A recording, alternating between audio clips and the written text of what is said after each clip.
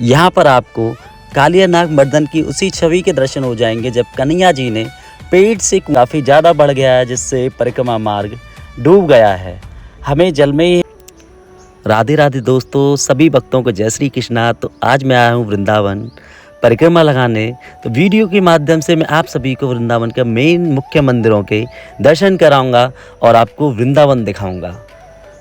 आज जैसे ही मैं परिक्रमा मार्ग में पहुंचा तो मुझे देखने को मिला कि परिक्रमा मार्ग में हल्की हल्की बूंदें आ रही हैं, जिससे परिक्रमा लगाने में और भी मज़ा आएगा। आज दिन संडे था और एकादशी भी थी, तो नॉर्मल डे से भीड़ थोड़ी ज़्यादा थी, क्योंकि संडे की छुट्टी होती है और छुट्टी वाले दिन वो सभी लोग आ सकते हैं जो वृंदावन की परिक्रमा लगाना चाहते हैं। और एकादशी भी थी तो उसका भी पुण्य मिलेगा, तो नॉर्मल डे से भीड़ थोड़ी ज़्यादा थी आज।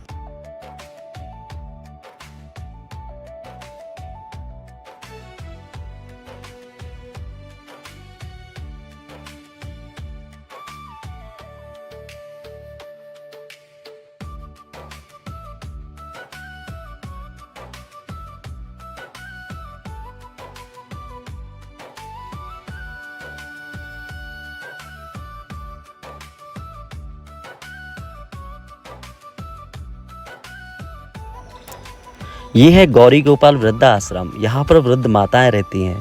वृद्ध माताओं की सेवा के लिए अनिरुद्धाचार्य जी ने जो चीज़ें पॉसिबल हैं वो सारी चीज़ें लगा रखी हैं। जैसे गर्मियों में कूलर, मतलब बेड भी जो है वहाँ की व्यवस्था काफ़ी अच्छी तरीके से की गई है। यहाँ पर किचन चलती है, रसोई चलती है, एवरी टाइम आप खाना भी खा सकते हैं। अनिरुद्धाचार्य जी महाराज का ये आश्रम परिक्रमा मार्ग में ही पड़ता है। वृद्धाश्रम के संस्थापक और मार्गदर्शक श्री अनिरुद्धाचार्य जी महाराज हैं। सामने जो चौराहा है वो अटल्ला चुंगी चौराहा है। काफ़ी लोग यहाँ से भी परिक्रमा शुरू करते हैं, क्योंकि ये चौराहा जो है वो दिल्ली आगरा से कनेक्टेड है, एक्सप्रेस वे से भी कनेक्टेड है और NH2 से भी कनेक्टेड है।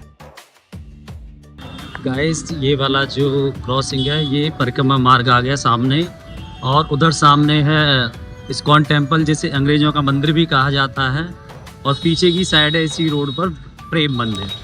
मैंने अपनी परिक्रमा पानी गांव वाले कट से प्रारंभ की थी, क्योंकि वो मुझे नज़दीक पड़ता है। परिक्रमा आप वृंदावन मार्ग में, परिक्रमा मार्ग में कहीं से भी शुरू कर सकते हैं। बस ये होता है कि जहाँ से आप शुरू कर रहे हैं वहीं पर समाप्त होती है। जैसे जहाँ से आपको टेम्पो या फिर आपकी जो गाड़ी है वो पार्क हो सके ईजिली, जहाँ से आपको सुविधा है तो आप वहाँ से शुरू कर सकते हैं परिक्रमा मार्ग से। परिक्रमा प्रारंभ करने के बाद पहला स्थान केली कुंज पड़ता है। यहाँ पर आप प्रेमानंद महाराज जी को नमन कर सकते हैं, केली कुंज के दर्शन कर सकते हैं। राधे राधे।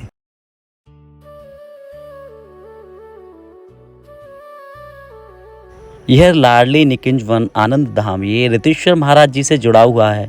यहाँ पर रात्रि में बल्बों का प्रयोग नहीं होता। यहाँ पर लगभग 2100 दिए जलाए जाते हैं। यहाँ पर एक शुभकामना वृक्ष है जिसके चारों तरफ दीपक जलाने की मान्यता है।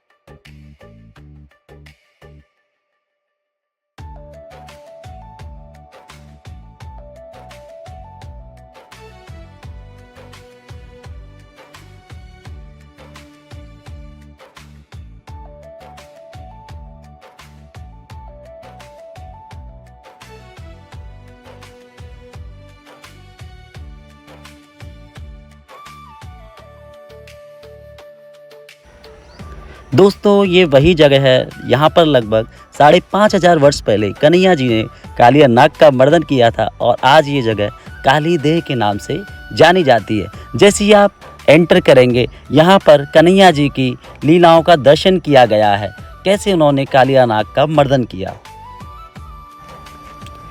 दोस्तों, पुराने समय में यमुना मैया यहीं पर बहती थी, बट आज के टाइम में यमुना मैया काफ़ी दूर जा चुकी हैं। यहाँ पर आपको कालिया नाग मर्दन की उसी छवि के दर्शन हो जाएंगे जब कन्हैया जी ने पेट से कूदकर यमुना मैया में छलांग लगाई थी और कालिया नाग का वध कर दिया था। कालिया नाग के दोनों तरफ कालिया नाग की पत्नियां हैं और ऊपर कालिया नाग के कन्हैया जी हैं। ये वही वृक्ष है दोस्तों जिससे कन्हैया जी ने यमुना मैया में छलांग लगाई थी। ये वही केली कदम का वृक्ष है। ये वृक्ष लगभग आज से 5,500 वर्ष पुराना है। इसकी शाखाएं भी गिर गई हैं जिनको खंभों के माध्यम से रोका गया है। यहाँ पर श्री कृष्ण जी के पदम चिन्ह आप दर्शन कर सकते हैं इस केली कदम वृक्ष के, जो करीब 5,500 वर्ष पुराना है। दोस्तों ये है राधा मदन मोहन मंदिर, जिसके बारे में आपने सुना भी होगा और देखा भी होगा, क्योंकि ये मंदिर सबसे पुराने मंदिरों में से एक है, जिसको लगभग माना जाता है कि ये 5,000 वर्ष पुराना है और इसकी नींव कान्हा जी के परपोते वज्रनाभ ने रखी थी। मदन मोहन मंदिर एक ऊंचे टीले पर स्थित है जिसको द्वादश टीला भी कहा जाता है। यहाँ से आप स्टेयर्स के थ्रू जा सकते हैं, स्टेयर्स से चढ़ के, और यहाँ पर एक बोर्ड भी लगा है जिसमें मदन मोहन मंदिर के बारे में ब्रीफ में लिखा गया है, आप इसे पढ़ सकते हैं। यहाँ पर लगभग 60 से 70 सीढ़ियाँ हैं। सीढ़ियों के चढ़ने के बाद आप मंदिर के परिसर में पहुँच जाते हैं।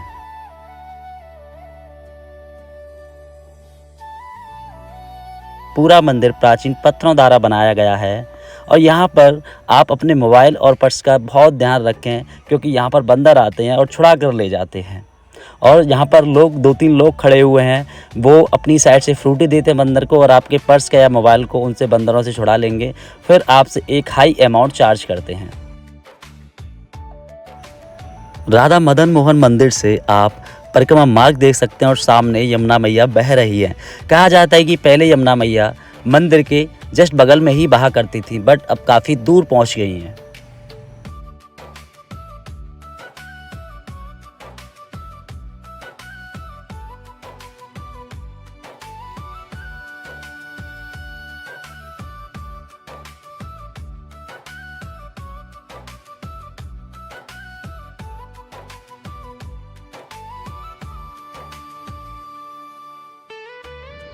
दोस्तों यमुना जी का जलस्तर बहुत बढ़ गया है। पहले पानी वहाँ पर था काफ़ी आगे उधर, और अभी यहाँ तक है, बिल्कुल टच कर रहा है वृंदावन परिक्रमा मार्ग को।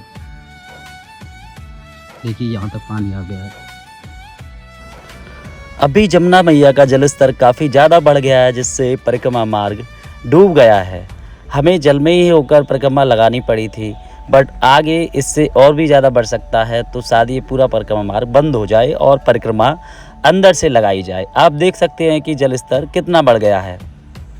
काफ़ी ज़्यादा पानी है यमुना मैया में इस समय इस टाइम।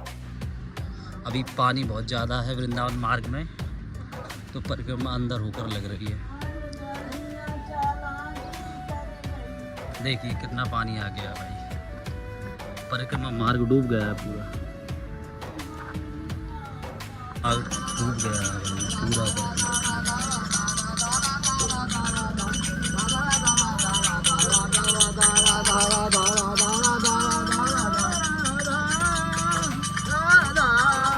परिक्रमा मार्ग में जलस्तर बहुत ज़्यादा बढ़ गया है।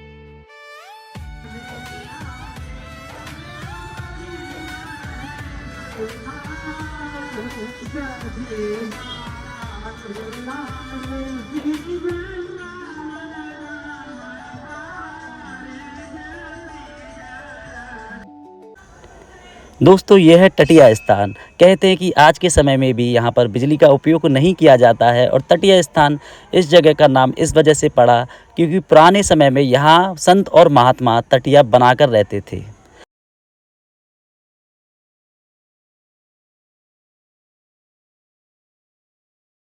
गाइस हमारी परिक्रमा तो यहाँ समाप्त हो गई आगे, क्योंकि मैंने यहीं से उठाई थी, क्योंकि ये वाला जो रोड है वो जाता है बाहर की साइड, मतलब अपना ये एक्सप्रेसवे से कनेक्ट हो जाता है यहाँ पर। और मेरी एक्टिवा वहीं पार्किंग में खड़ी हुई है इधर। ये हमारी परिक्रमा समाप्त